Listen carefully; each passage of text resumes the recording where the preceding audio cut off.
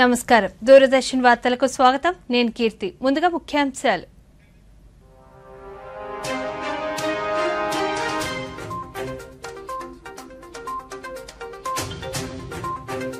భారత్ పర్యటనలో మాల్దీవుల అధ్యక్షుడు మహమ్మద్ మయెజ్జు పలు ద్వైపాక్షిక చర్చలకు శ్రీకారం వైభవంగా కొనసాగుతున్న తిరుమల బ్రహ్మోత్సవాలు ఉదయం సింహవాహన సేవ రాత్రి ముత్యపు పందిరి వాహన సేవల్లో భక్తులకు శ్రీవారి దర్శనం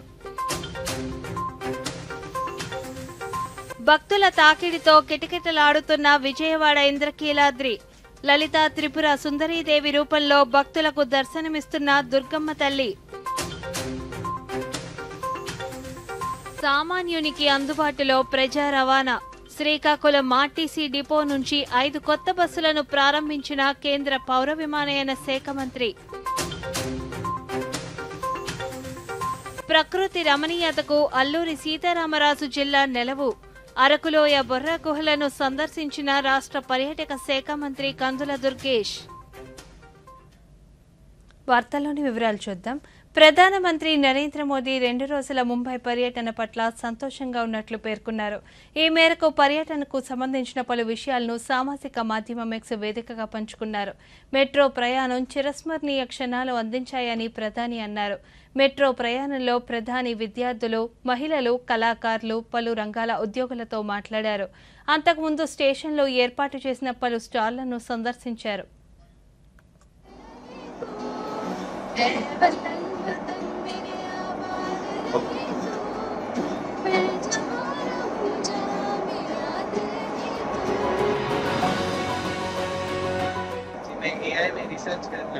एआई में रिसर्च कर रहा हूँ. अच्छा सर डिस्कवरी पे एआई का कैसे यूज कर सकते हैं ताकि फार्मास्यूटिकल फील्ड में डेवलपमेंट ग्रोथ को और नई मेडिसिन भारत देश में बीए सोशियोलॉजी कर सेकंड ईयर से और आगे मैं समाज में कुछ करना चाहूँगी. मेरा त्रिशरण महिला बचत गट है. बचत गट की मैं सदस्य हूँ. जो भी आपकी योजना है पूरे योजनाओं का लाभ मेरे गट ने और मैंने खुद ने लिया है.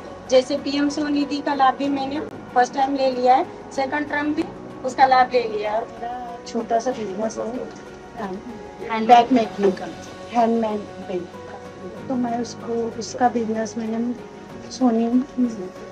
सोनिधि से मैंने लाभ लिया है और मैंने अपने बिजनेस को आगे बढ़वाया. ये जो सिंधा जी योजना लाए से क्या लाभ? हाँ जी, लाडली बहन का भी हमने बहुत फायदा लिया है. ये आपकी सारी घर की बहनें सब उनको अंधेरी पूर्व में सर हमारा 12,000 महिलाओं का संगठन है जहाँ पे हमने सभी का फॉर्म भरकर उसका लाभ दिया है. तो मिल गया पैसा? हाँ जी सर, 3 हफ्ते हो गए. खुश है? Yes yes. आप लोग कितने साल से लगे हो? 7 साल हो गया सर. अब तो आपकी मास्टरी हो गई होगी. हाँ सर, एक्सपीरियंस हो गया बहुत सर. हाँ अब तो कहीं पर भी मेट्रो. हाँ सर, अंडरग्राउंड कहीं भी बना सकते हैं, बहुत एक्सपीरियंस हो गया. तो परिवार के लोग खुश हैं? खुश है सर. बहुत खुश है. अच्छे काम से. तो परिवार को मेट्रो घुमाना फिर. हाँ सर, घुमाएंगे ना सर. उनको बताना कि आपने मेहनत की है. हाँ सर. నవరాత్రుల 4వ రోజు సందర్భంగా యావత్ జాతికి ప్రధాని నరేంద్ర మోదీ శుభాకాంక్షలు తెలిపారు. కూష్మాండదేవి పాదాలకు ప్రణమిల్లారు. అమ్మవారి కృప ప్రజలందరిపై ఉండాలని, సంపూర్ణ ఆయుష్ ప్రసాదించాలంటూ ప్రధాని ఎక్స్ వేదికగా ఆకాంక్షించారు.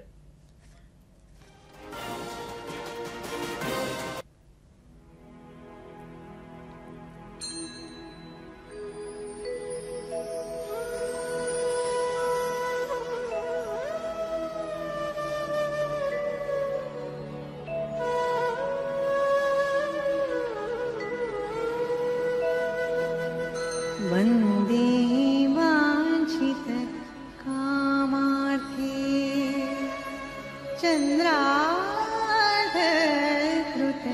शेखरा. वन्दे वाञ्छित कामार्थे चन्द्रार्धकृत शेखरा. सिंहारूढा अष्टभुजा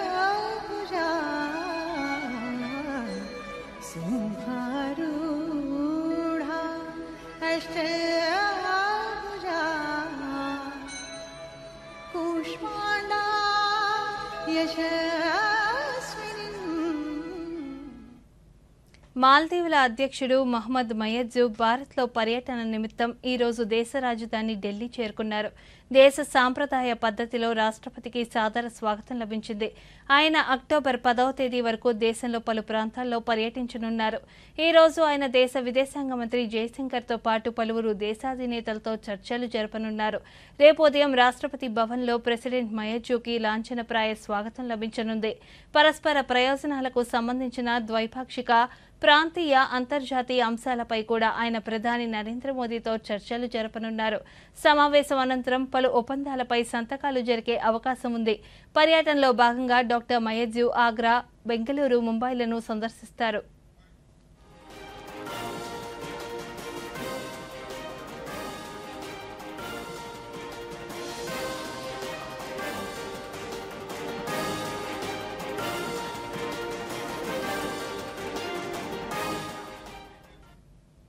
ముంబైలోని బౌద్ధ భిక్షు సంఘం ప్రతినిధులు ప్రధాని నరేంద్ర మోదీని కలిశారు. పాలీ, మరాఠీ భాషలకు ప్రాచీన హోదా కల్పిస్తూ కేంద్ర మంత్రిమండలి తీసుకున్న నిర్ణయంపై వారంతా హర్షం వ్యక్తం చేశారు. ప్రధాని మోదీ మహారాష్ట్ర పర్యటన అనంతరం భిక్షు సంఘం ప్రతినిధులు ఆయన్ను కలిశారు. ఈ సందర్భంగా బుద్ధుని ప్రతిమను మోదీకి అందించారు. బౌద్ధ మతంతో పాలీకి ఉన్న బలమైన అనుబంధాన్ని బౌద్ధ భిక్షు సంఘం సభ్యులు తమ వద్ద గుర్తు చేసుకున్నారంటూ ప్రధాని మోదీ ఎక్స్లో వెల్లడించారు.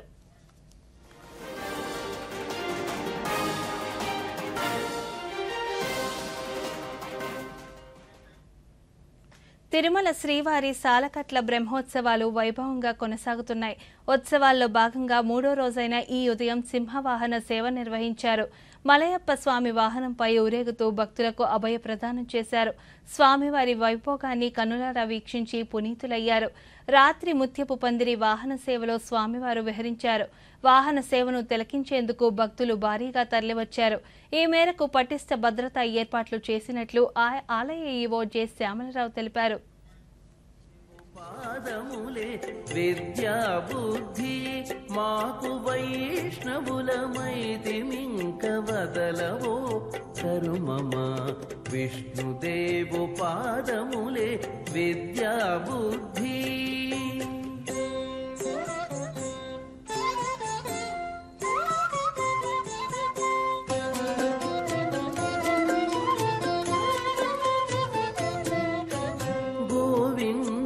పాదములే కోరి ఇహ పరములు శ్రీ విభుని పాదములే చేరు వేద శాస్త్రములు. గోవిందుని పాదములే కోరి ఇహ పరములు శ్రీ విభుని పాదములే చేరు వేద శాస్త్రములు.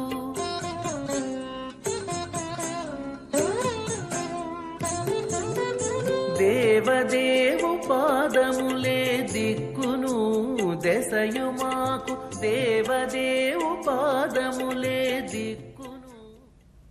ఇంద్రకీలాద్రిపై 4వ రోజు శరన్నవరాత్రి ఉత్సవాలు ఘనంగా జరుగుతున్నాయి. లలిత త్రిపుర సుందరీదేవి అలంకారంలో దుర్గమ్మ దర్శనమిస్తున్నారు. ఆదివారం కావడంతో భక్తులు భారీగా తరలివస్తున్నారు. వీఐపీల దర్శనాల విషయంలో అధికారులు పకడ్బందీగా వ్యవహరిస్తున్నారు. పాసుల జారీకి ప్రత్యేక యాప్తో పాటు సమన్వయ అధికారులను ఏర్పాటు చేస్తున్నారు. 21 కేటగిరీల్లో వీఐపీ పాసులు జారీ చేయాలని నిర్ణయించినట్లు జిల్లా కలెక్టర్ సృజన తెలిపారు. సొంత వాహనాలను కొండపైకి అనుమతించడం లేదని అధికారులు చెప్పారు. వీఐపీ పాసులు ఉన్నవారు పున్నమి ఘాట్కు రావాలని సూచించారు.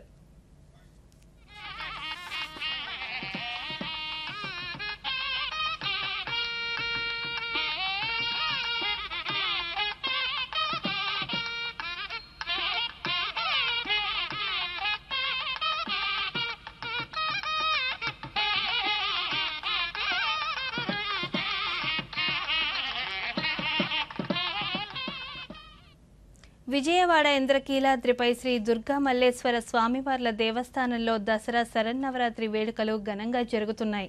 4వ రోజైన నేడు అమ్మవారు శ్రీ లలిత త్రిపుర సుందరీదేవి అలంకారంలో భక్తులకు దర్శనమిస్తున్నారు. అవతార విశేషాలు, ప్రాధాన్యతపై దూరదర్శన్ ప్రాంతీయ వార్తా విభాగాధిపతి డాక్టర్ జి కొండలరావు అందిస్తున్న విశేషాలను ఇప్పుడు చూద్దాం.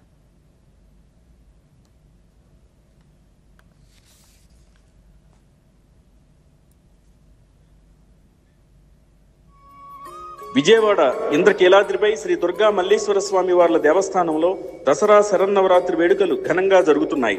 4వ రోజైన నేడు అమ్మవారు శ్రీ లలితా త్రిపుర సుందరీదేవి అలంకారంలో భక్తులకు దర్శనమిస్తున్నారు. త్రిమూర్తుల కన్నా పూర్వం నుంచే ఉన్నారు కాబట్టి అమ్మను త్రిపుర సుందరి నామంతో పిలుస్తారు. పంచదశాక్షరి మహామంత్రానికి అధిదేవతగా, శ్రీచక్ర అధిష్టాన దేవతగా శ్రీ లలిత త్రిపుర సుందరీదేవి అవతారంలో అమ్మవారు తనను ఆశ్రయించిన భక్తులను అనుగ్రహిస్తారని భక్తుల విశ్వాసం. త్రిపురాత్రయంలో 2వ శక్తి లలిత అమ్మవారు. దేవి ఉపాసకులకు ఆమె ముఖ్య ఉపాస్య దేవత. త్రిగుణాతీతమైన కామేశ్వర స్వరూపం ఆమె. పంచదశాక్షరి మహామంత్రం అధిష్టాన దేవతగా లలితా త్రిపుర సుందరిని ఆరాధిస్తారు. సకల లోకాతీతమైన కోమలత్వం కలిగిన మాతృమూర్తి ఈమె. చెరకుగడ, విల్లు, పాశాంకుశాలను ధరించిన రూపంలో కుడివైపున లక్ష్మీదేవి, ఎడం వైపున సరస్వతీదేవి సేవలు చేస్తుండగా లలితాదేవి భక్తులను అనుగ్రహిస్తుంది. దారిద్ర్య దుఃఖాలను తొలగించి సకల ఐశ్వర్య అభీష్టాలను సిద్ధింపజేస్తుంది. లలితా త్రిపుర సుందరీదేవి విద్యా స్వరూపిణి, సృష్టి స్థితి సంహార రూపిణి. కుంకుమతో నిత్య పూజలు చేసే వారికి ఈ తల్లి మాంగళ్య సౌభాగ్యాన్ని ప్రసాదిస్తుందని ప్రతీతి. చిరునవ్వుతో భక్తులను అనుగ్రహించే లలితా త్రిపుర సుందరీదేవిని సచామర రమావాణి సవ్య దక్షిణ సేవిత అని ఆశ్రయిస్తే సకల ఈతి బాధలు తొలగిపోతాయని భక్తుల ప్రగాఢ విశ్వాసం. ఈ రోజు అమ్మవారికి నైవేద్యంగా కూరగాయలతో తయారు చేసిన కదంబ ప్రసాదాన్ని సమర్పిస్తారు. ముఖ్యమంత్రి నారా చంద్రబాబు నాయుడు సోమవారం ఢిల్లీ వెళ్లనున్నారు. నక్సల్స్ ప్రభావిత రాష్ట్రాల ముఖ్యమంత్రులతో కేంద్ర హోంశాఖ నిర్వహించే సమావేశంలో పాల్గొనున్నారు. అనంతరం ప్రధాని నరేంద్ర మోదీ, హోంమంత్రి అమిత్ షాలతో భేటీ కానున్నారు. రైల్వే మంత్రి అశ్విని వైష్ణవ్తో పాటు పలువురు కేంద్ర మంత్రులను కలిసి పలు అంశాలపై చర్చించనున్నారు.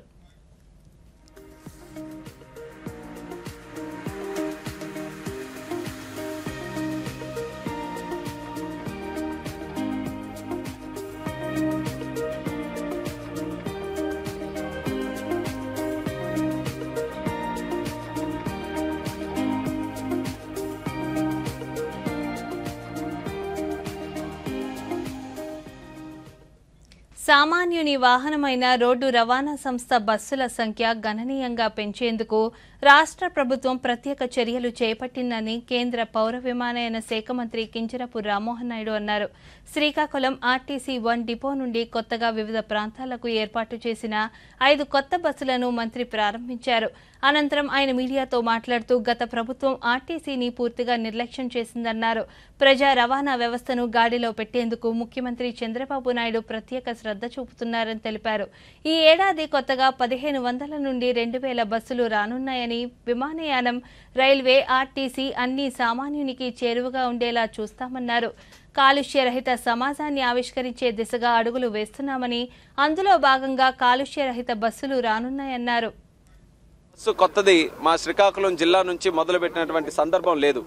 కానీ మేము వచ్చినటువంటి 100 రోజుల్లోనే సుమారు 11 బస్సులు ఈరోజు మళ్ళీ కొత్తవి, ఏవైతే డిలాపిటేటెడ్ కండిషన్లో ఉన్నాయో, ఏవైతే చాలా తిరగలేనటువంటి పరిస్థితుల్లో ఉన్నాయో వాటన్నిటిని కూడా మళ్ళీ రీటెండర్స్ పెట్టించి సుమారు నన్నపనేని వెంకట్రావు ఆదర్శ రాజకీయవేత్త అని కేంద్ర గ్రామీణాభివృద్ధి కమ్యూనికేషన్ శాఖ సహాయ మంత్రి డాక్టర్ పెమ్మసాని చంద్రశేఖర్ కొనియాడారు. తెనాలిలో నిర్వహించిన నన్నపనేని వెంకట్రావు స్మారక అవార్డుల ప్రదాన కార్యక్రమంలో రాష్ట్ర పౌర సరఫరాల శాఖ మంత్రి నాదెళ్ల మనోహర్తో కలిసి కేంద్ర మంత్రి డాక్టర్ పెమ్మసాని పాల్గొన్నారు. ఈ సందర్భంగా ఆయన మాట్లాడుతూ ఉయ్యూరు చక్కెర కర్మాగార స్థాపన, తెనాలి పట్టణ రూపకల్పన తయారీలోనే కాక స్వాతంత్ర ఉద్యమంలో నన్నపనేని వెంకట్రావు కీలక భూమిక పోషించారన్నారు.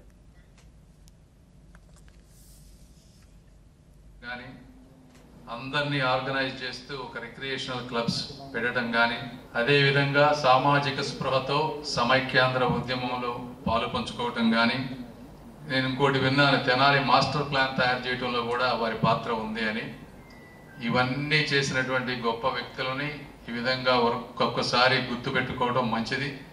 తక్కువ ఖర్చుతో తక్కువ టెస్టులు రాసి, అదేవిధంగా తక్కువ మందులు రాసి, పేదవాడి గురించి ఆలోచించి అంటే అలు పెరగకుండా ఇన్ని సంవత్సరాలు ఈ ప్రాంత ప్రజలకి సేవ చేసుకున్నటువంటి వారికి ఇలాంటివి ఎన్నో అవార్డులు రావాలి.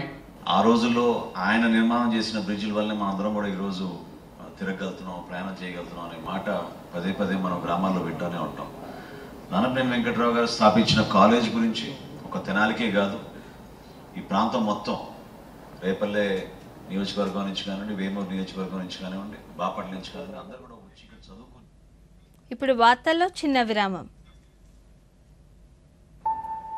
పేమెంట్ ఫెయిల్ కానీ డబ్బు అయితే కట్ అయింది. నేను కష్టపడి సంపాదించిన డబ్బు పోయింది. నష్టపరిహారం దొరుకుతుంది, దిగులు పడకు బాబు.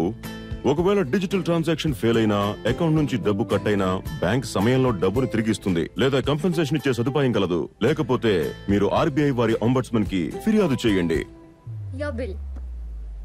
నా ఫీజు ఆర్బీఐ అంటుంది. విషయాలు తెలుసుకోండి, జాగరూకంగా ఉండండి. వార్తలకు తిరిగి స్వాగతం. రాష్ట్ర గ్రామీణ నీటి సరఫరా విభాగంలో పనిచేస్తున్న internal water quality monitoring laboratory contract employees union ప్రతినిధులు ఈరోజు రాష్ట్ర ఉప ముఖ్యమంత్రి కె పవన్ కళ్యాణ్ కలిశారు. మంగళగిరి కేంద్ర కార్యాలయంలో ఉప ముఖ్యమంత్రిని కలిసిన ఉద్యోగులు తమకు ఉద్యోగ భద్రత కల్పించాలని ఈ సందర్భంగా కోరారు. రాజకీయ ఒత్తిళ్లతో తమను ఉద్యోగాల నుంచి తొలగిస్తున్నారని, 3 నెలలుగా జీతాలు ఇవ్వలేదని వాపోయారు. ఈ సందర్భంగా ఉప ముఖ్యమంత్రి పవన్ కళ్యాణ్ మాట్లాడుతూ సమస్య పరిష్కరిస్తామని, పెండింగ్ జీతాలు క్లియర్ చేసేలా అధికారులకు ఆదేశాలు జారీ చేస్తామని హామీ ఇచ్చారు. వాళ్ళ తరపు మనుషులు పెట్టుకోమని చెప్పి చెప్తున్నారు. యాక్చువల్ గా మనకి గవర్నమెంట్ ఆఫ్ ఇండియా నుంచి లాగిన్స్ ఇచ్చారు సార్. నా పేర్ల మీద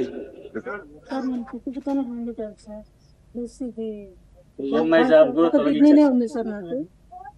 నాకు తీసి ఇబ్బంది పెట్టేసాను. జాబ్ తీసిస్తే ఏ పని చేయలేను. నా ఏజ్ 40 సంవత్సరాలు. ఆయన 13 సంవత్సరాలు సార్. నాన్న చనిపోయి 13 సంవత్సరాలు సార్.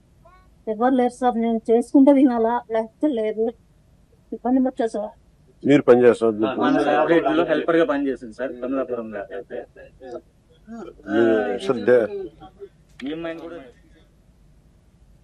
విజయవాడ పార్లమెంట్ సభ్యులు కేశినేని శివనాథ్ ఈరోజు విజయవాడలోని తుమ్మలపల్లి కళాక్షేత్రం వద్ద ఉన్న శ్రీ వీరబాబు స్వామి దేవస్థానాన్ని సందర్శించారు.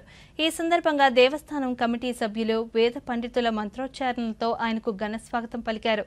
అంతకుముందు ఎంపీ కేశినేని శివనాథ్ శ్రీ వీరబాబు స్వామిని దర్శించుకుని ప్రత్యేక పూజలు నిర్వహించారు. అనంతరం దసరా నవరాత్రుల సందర్భంగా ఆలయంలో నెలకొల్పిన శ్రీ కన్యకా పరమేశ్వరి దేవిగా దర్శించుకుని తీర్థ ప్రసాదాలు స్వీకరించారు. దేవస్థానంలో ఏర్పాటు చేసి అన్నదాన కార్యక్రమంలో పాల్గొని భక్తులు అన్నప్రసాదం చేశారు. రాష్ట్రంలోని ప్రజలందరిపై అమ్మవారి ఆశీస్సులు, శ్రీ వీరబాబు స్వామి అనుగ్రహం ఉండాలని ప్రార్థించినట్లు ఎంపీ కేశినేని శివనాథ్ తెలిపారు.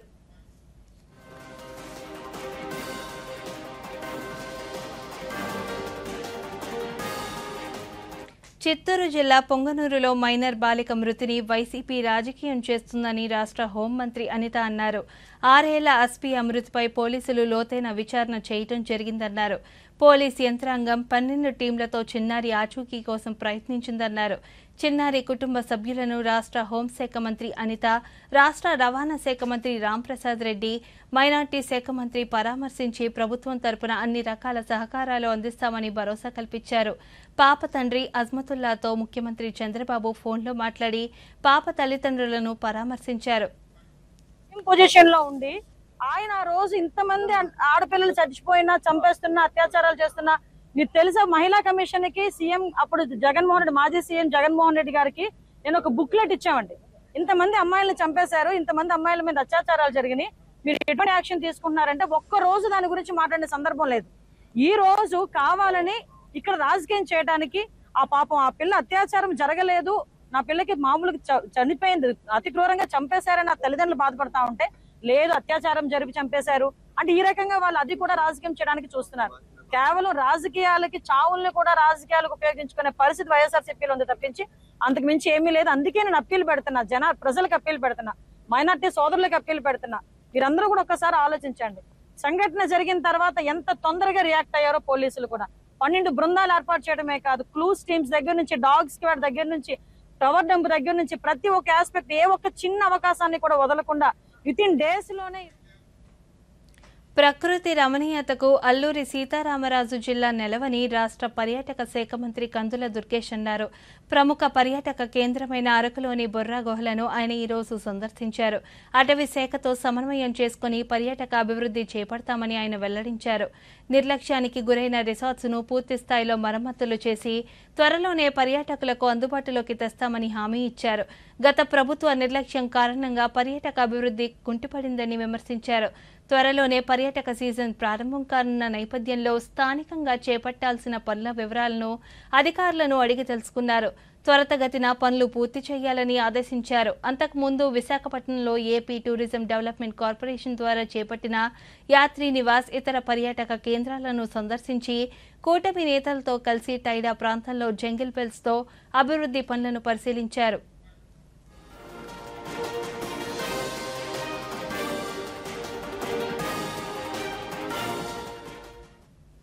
ఆన్లైన్ విధానంలో దరఖాస్తు చేసిన వినియోగదారులందరికీ ఇసుక అందుబాటులో ఉంటుందని తూర్పుగోదావరి జిల్లా కలెక్టర్ పి ప్రశాంతి తెలిపారు. రాజమహేంద్రవరంలో ఇసుక లభ్యతపై ఆమె మీడియాతో మాట్లాడుతూ ప్రభుత్వ మార్గదర్శకాల మేరకు పారదర్శకంగా ఇసుకను సరఫరా చేయడం జరుగుతుందన్నారు. జిల్లాలో 9 డిజిటలైజ్డ్ పాయింట్స్లో బోట్స్ మ్యాన్ సొసైటీల ద్వారా ఇసుక త్రవ్వకాలు ప్రారంభించడం జరిగిందన్నారు. అక్టోబర్ 16 నుంచి ఇసుక అందరికీ అందుబాటులో ఉంటుందని తెలిపారు. సినరైజ్ రూపంలో ఏ ఒక్క రూపాయి కూడా ప్రభుత్వ ఖాతాకు జమ చేయడం లేదని తెలిపారు. సీజ్ చేసిన శాండ్ అలానే మనకి డ్యామ్ డీసిల్టేషన్ అనేది ఎవ్రీ ఇయర్ జరుగుతూ ఉంటుంది. సో ధవళేశ్వరంలో వాళ్ళు వాటర్ స్టోరేజ్ని పెంచడానికి వాళ్ళు డీసిల్టేషన్ చేస్తూ ఉంటారు. It's engineering process. దాంట్లో భాగంగా వచ్చిన శాండ్ని కూడా మనం టెస్ట్ చేసి ప్రజలకి మనం సరఫరా చేయడానికి పెట్టడం జరిగింది. అలా చూసుకుంటే ఇప్పుడు మన దగ్గర స్టాక్ యార్డ్స్ మనందరికీ బాగా తెలిసిన పెండియాల అండ్ పందరపర్లోనే మనకి ఆల్మోస్ట్ క్వాంటిటీ అనేది 34,000 వరకు మనకి క్వాంటిటీ ఉంది. చాలా వరకు మనకి పెండియాల పండ్లపర్రు నుంచే మనం 3-4 డిస్ట్రిక్ట్స్కి సరఫరా చేయడం జరిగింది. అలానే మనకి డ్యామ్లో ఏదైతే వాళ్ళు డీసిల్టేషన్ స్టార్ట్ చేశారో అది మనకి 9 పాయింట్స్లో మన బోట్స్మెన్ సొసైటీ ద్వారా అన్ని పాయింట్స్లో కూడా స్టార్ట్ అయినాయి. అది కొవ్వూరు వైపు స్టార్ట్ అయింది, ఇక్కడ కూడా స్టార్ట్ అయింది. ఇంకా కొందరు బోట్స్మెన్ సొసైటీ మేము చేస్తాము అని ముందుకు వస్తున్నారు. వాళ్ళది కూడా వెరిఫికేషన్ చేసుకొని ఇంకా ఎక్కువ శాండ్ బయటకు తీయడానికి ఇంకా బోట్స్మెన్ సొసైటీస్ని మనం ఎంగేజ్ చేయడం కూడా జరుగుతుంది. అయితే శాండ్ అనంతపురం జిల్లాలో అక్టోబర్ 16వ తేదీ నాటికి 5 నూతన ఇసుక రీచ్లు ప్రజలకు అందుబాటులోకి రానున్నాయని జిల్లా collector doctor V Vinod Kumar తెలిపారు. ఈ రోజు ఆయన మీడియాతో మాట్లాడుతూ జిల్లాలో ఉచిత ఇసుకను ప్రజలకు అందించడానికి అధికార యంత్రాంగం ప్రత్యేక చర్యలు తీసుకుందన్నారు. ఒక ఆధార్ కార్డుపై రోజుకి 20 టన్నుల వరకు ఇసుకను బుక్ చేసుకునే సదుపాయం కల్పించినట్లు తెలిపారు. ఉచిత ఇసుక విధానంపై 1800-425-8603-పై సూచనలు, ఫిర్యాదులు ఇవ్వవచ్చని తెలిపారు. san.ap.gov.in ద్వారా ఉచిత ఇసుకను బుక్ చేసుకోవచ్చని సూచించారు. దాన్ని ఆపరేట్ చేయడానికి వీలు ఉండేది కాదు యాజ్ పర్ డైరెక్షన్స్. గనక అక్టోబర్ 15కి ఇది అయిపోతుంది కాబట్టి మాన్యువల్గా దాన్ని ఆపరేట్ చేయడానికి జిల్లాలో మనకు 5 ఉన్నాయి, అవి మాన్యువల్ ఆపరేషన్ ఉంటాయి. కనుక రాష్ట్రంలో అన్ని చోట్ల ఇది మొదలవుతుంది. జిల్లాలో స్టాక్ యార్డ్ మనకు 2 ఉంటే అక్టోబర్ 15 తర్వాత శాండ్ రీచెస్ ఆపరేట్ చేస్తాం. దీంతో పాటు పట్టా ల్యాండ్స్, ఎవరైనా పట్టా ల్యాండ్లో కూడా శాండ్ గనక ఉంటే దాని నుంచి ఆ శాండ్ని డీకాస్ట్ చేసి మీరు కూడా దాన్ని రాష్ట్ర ప్రభుత్వం అత్యంత ప్రతిష్టాత్మకంగా అమలు చేస్తున్న ఇసుక పంపిణీ విధానం శ్రీకాకుళం జిల్లాలో చట్టబద్ధంగా సజావుగా సులభతరంగా సాగేలా పటిష్టమైన చర్యలు తీసుకుంటున్నామని కలెక్టర్ స్వప్నిల్ దినకర్ పున్కర్ అన్నారు. కలెక్టరేట్లో ఈ రోజు ఆయన జేసీ ఫర్మాన్ అహ్మద్, జిల్లా ఎస్పీ కేవీ మహేశ్వర్ రెడ్డితో కలిసి మీడియాతో మాట్లాడారు. ఇసుక బుక్ చేసుకున్న 24 గంటల్లోనే సరఫరా చేస్తున్నామని తెలిపారు. ఈ నెల 1వ తేదీ నుంచి జిల్లాలో కొత్తగా 6 ఇసుక రీచ్లను ప్రారంభించి పూర్తిగా అందుబాటులో తీసుకువస్తామన్నారు. ఇసుక తవ్వకాలు, సరఫరా, రవాణాపైన నిరంతరం నిఘా ఉంటుందని స్పష్టం చేశారు. ఉంది 6000 మెట్రిక్ టన్స్ ఆఫ్ శాండ్ ఉంది. మన దగ్గర ఇప్పుడు production capacity production capacity 2500 turns ఉంది పర్ డే.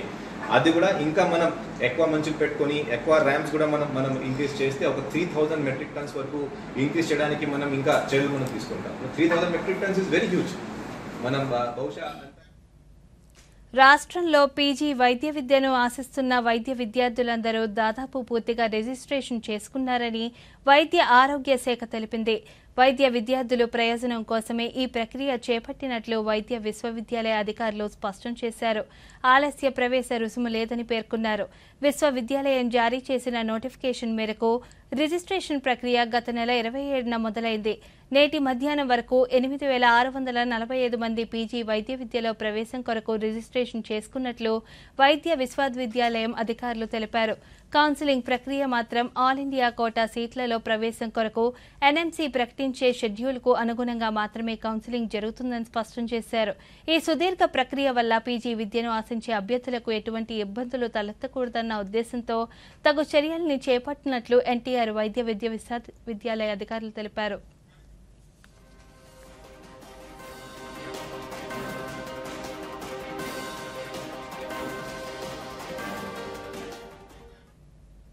ఈ నెల 22, 23 తేదీల్లో గుంటూరు జిల్లా మంగళగిరి సీకే కన్వెన్షన్లో అమరావతి డ్రోన్ సమ్మిట్ 2024ను నిర్వహిస్తున్నట్లు మౌలిక సదుపాయాల శాఖ కార్యదర్శి సురేష్ కుమార్ తెలిపారు.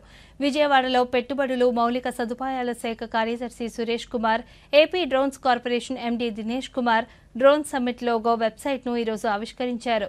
ఈ సందర్భంగా వారు మాట్లాడుతూ సదస్సుకు ముఖ్యమంత్రి నారా చంద్రబాబు నాయుడు, కేంద్ర పౌర విమానయాన శాఖ మంత్రి కింజరపు రామ్మోహన్ నాయుడు హాజరవుతారని తెలిపారు. డ్రోన్ క్యాపిటల్ గా ఏపీ మారాలన్న ముఖ్యమంత్రి లక్ష్యాన్ని చేరుకునే విధంగా సమ్మిట్ ను నిర్వహిస్తున్నామని తెలిపారు. దేశవ్యాప్తంగా ఉన్న అన్ని డ్రోన్ తయారీ సంస్థలు, నిపుణులు సమ్మిట్ లో పాల్గొంటారని చెప్పారు. భవిష్యత్ అవసరాల కోసం తీసుకోవాల్సిన చర్యలపై చర్చిస్తామన్నారు. 22న దేశంలో ఎక్కడా జరగని విధంగా 5000 డ్రోన్లతో విజయవాడలో డ్రోన్ షో, హ్యాకథాన్ ను నిర్వహిస్తామని తెలిపారు. So till now, national level, there had not been any big events related to drone technology and drone manufacturing. So this is the first time that we are having such a big event in Vijayawada. So basically, during this event, we will be having 2-day conference where there will be more than 10 sessions where the experts in this field, manufacturers, researchers, academic institutions and industries will be participating and discussing about various technologies which are already existing in the drone technology, and also the emerging fields where more research has to happen, more application has to develop. Andhra Pradesh, in collaboration with the Government of India, is bringing out the Amravati Drone Summit on October 22nd and 23rd. It is going to be organized in CK Convention in Amravati. So it is one of the drone biggest summits that's happening in India. So I invite అంతరిక్ష పరిశోధనలపై ఆసక్తి గల యువత మంచి ఉద్యోగ అవకాశాలు పొందడానికి world space week ఉత్సవాలు దోహదపడతాయని పశ్చిమ గోదావరి జిల్లా కలెక్టర్ చదలవాడ నాగరాణి అన్నారు. వరల్డ్ స్పేస్ వీక్ ఉత్సవాల సందర్భంగా ఇస్రో ఏర్పాటు చేసిన రాకెట్ పరిశోధనల ఎగ్జిబిషన్ను కలెక్టర్ ఈరోజు ప్రారంభించారు. ఈ సందర్భంగా ఆమె మీడియాతో మాట్లాడుతూ పశ్చిమ గోదావరి జిల్లా నుంచి 4 దశాబ్దాలుగా స్పేస్ రాకెట్లలో వినియోగించే క్రయోజెనిక్ లిక్విడ్ ను తణుకు నుంచి సరఫరా చేయడం జరుగుతుందన్నారు. అంతరిక్ష పరిశోధన వారోత్సవాలను భీమవరంలో ఇస్రో నిర్వహించడం ఎంతో ఉపయోగకరమన్నారు. కార్యక్రమంలో ఇస్రో డిప్యూటీ డైరెక్టర్ రఘురాం పాల్గొన్నారు. అలాగే రాకెట్ ఎగ్జిబిట్స్ అన్ని కూడా పిల్లలకి పెట్టి ఎక్స్ప్లెయిన్ చేయడం జరుగుతుంది. ఈ ప్రోగ్రామ్ అంతా కూడా పిల్లలకి, స్టూడెంట్స్ కి, యూత్ కి చాలా ఉపయోగంగా ఉంటుంది. వాళ్ళ కెరీర్ ని స్పేస్ మిషన్స్, రాకెట్ టెక్నాలజీ ఈ ఏరియాస్ లో పర్సూ చేయాలనుకున్న వారికి చాలా బాగుంటుంది. అదేవిధంగా యుఏఈ వేదికగా జరుగుతున్న మహిళల T20 ప్రపంచ కప్లో టీమిండియా బోని కొట్టింది. తొలి మ్యాచ్లో న్యూజిలాండ్ చేతిలో ఓడిన భారత్ ఆదివారం చిరకాల ప్రత్యర్థి పాకిస్తాన్పై 6 వికెట్ల తేడాతో విజయం సాధించింది. తద్వారా సెమీస్ అవకాశాలను సజీవంగా ఉంచుకుంది. ఈ మ్యాచ్లో తొలుత పాక్ నిర్ణీత 20 ఓవర్లలో 8 వికెట్ల నష్టానికి 105 పరుగులు చేసింది. ఈ స్వల్ప లక్ష్యాన్ని భారత జట్టు 18.5 ఓవర్లలో 4 వికెట్లు కోల్పోయి ఛేదించింది. Opener Shafali Verma 32, captain Harmanpreet Kaur 29, Jemimah Rodrigues 23 పరుగులతో రాణించారు. పాక్ బౌలర్లలో ఫాతిమా 2, సాదియా ఇక్బాల్ ఒమైమా తలో వికెట్ పడగొట్టారు. భారత్ తదుపరి మ్యాచ్లో అక్టోబర్ 9న శ్రీలంకతో తలపడనుంది.